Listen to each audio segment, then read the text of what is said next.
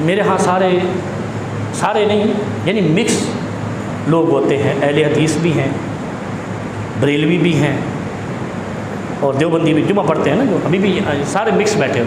وہ دیکھو میرا شہزادہ تبلیغی جماعت سے بیٹھا ہو۔ اب میں آپ کو ایک بات بڑی پتہ کی بتاتا ہوں۔ اللہ رب العالمین کی یہ سورۃ توبہ کی آیت ہے، جا کر دیکھ لیجئے گا۔ اس میں آخر میں اللہ رب العالمین کہتے ہیں لا تعتذروا قد کفرتم بعد ایمانکم، تم نے ایمان لانے کے بعد کفر کیا، اب معذرت کرتے ہو۔ قد کفرتم بعد ایمانکم لا تعتذروا، ایمان لانے کے بعد کفر کیا اور اب معذرت کر، تعتذروا کہتے ہیں معذرت کرنا۔ آصف بھائی تعتذروا معذرت کرنا، اور کہا اچھا کس بات پہ کہا؟ یہ کبھی سوچا آپ نے؟ اسی میں جو ابھی میں نے تشریح کی، کس بات پہ؟ جھوٹ پہ۔ جھوٹ پہ ایمان کے بعد کفر ہو جاتا ہے، اور پھر آپ معذرت کریں گے حشر میں جا کر۔ میں آپ کو بتاتا ہوں اس کی مثال۔ ہمارے ملک کا ایک بڑا نام ہے، امام سیاست ہیں حضرت مولانا فضل الرحمان صاحب دامت لا برکاتہ، کوئی برکتیں نہیں اس کی اسلام کے نام۔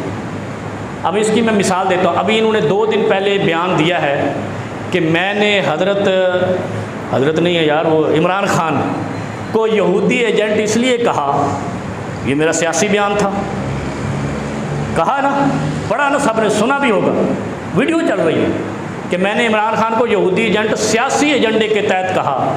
تو یہ اللہ کو مذاق نہیں کیا، ایک مومن کو یہودی ایجنٹ کہہ دیا، مسلمان کو یہودی ایجنٹ کہہ دیا۔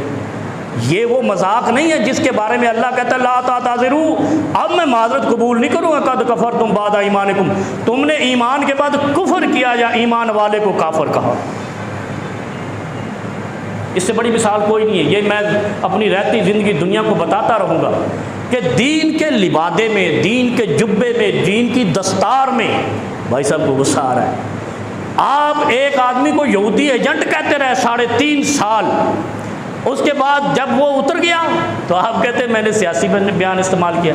یہ قرآن کہہ رہا ہے لا ان سألتہم لیقولن انما کنا نخوض ونلعب، اے اللہ معاف کر دے، معذرت کرتے، ہم تو گپ شپ میں دل بہلانے کے لیے لوگوں کو کافر بنا رہے تھے۔ آتے بھائی قرآن ہے، سورۃ توبہ کی آیت ہے کہ بخشے جائیں گے۔ تو ہمیں کہنے دیجئے کہ اگر اللہ کی واضح نشانیاں جہنمی ہونے کی آ جائیں تو پھر ہم کون ہوتے ہیں کہ نہ کہیں نہ جنتی ہے کیونکہ داڑھی رکھی، نہ بخشا جائے گا کیونکہ پگڑی رکھی ہے، کہ نہ بخشا جائے گا دستار لمبی ہے۔ جب قرآن کہہ رہا ہے قد کفرتم بعد ایمانکم، ایمان تو تم لائے تھے لیکن کافر بنے رہے اس لیے کہ تم نے مومنوں کو کافر بنایا۔ لا تعتذروا قد کفرتم بعد ایمانکم، بات تو ہیوی ہے، بڑے مشکل سے برداشت ہوگی، لیکن میں بھی قرآن کی آیت پڑھ رہا ہوں، نہیں تو کوئی مفتی جمعہ ہے دنیا دے وچ تو دسے کہ معنی کی ہے۔ یہ بھی ویڈیو چلی جائے گی کہ کوئی اس کا جواب لا کر دے، اس سے بڑی مثال لا کر دے۔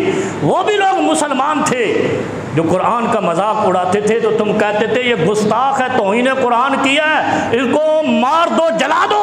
اسلام آباد میں ایک عیسائی کو جلایا گیا، عیسائی خاتون کو جلایا گیا، اس نے قرآن کی توہین کی ہے۔ تو اللہ تو قرآن میں کہتا یہ ہے کہ جس نے جھوٹ بول کر کسی مومن کو کافر کہا اس کی تو معذرت بھی قبول نہیں ہوگی۔ قد کفرتم بعد ایمانکم، تم تو کافر ہو چکے ہو ایمان لانے کے بعد، کیونکہ اللہ کے کسی مومن کو دائرہ اسلام سے خارج کرنا یہ تیرے اختیار کا کام نہیں ہے، یہ تیری ذمہ داری نہیں ہے، یہ تو اللہ کا کام ہے کہ جو اللہ کا انکار کرے گا وہ کافر ہوگا۔